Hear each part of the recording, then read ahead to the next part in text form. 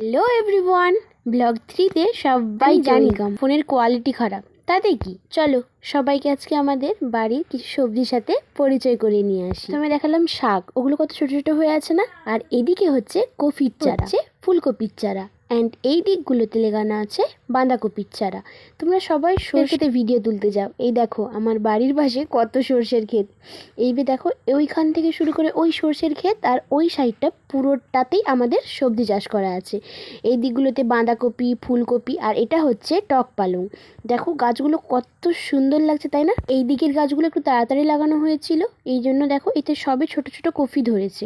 আর এই দিকগুলোতে আছে, এই দিকটাতে তো ছোট ছোট শাক লাগানো আছে।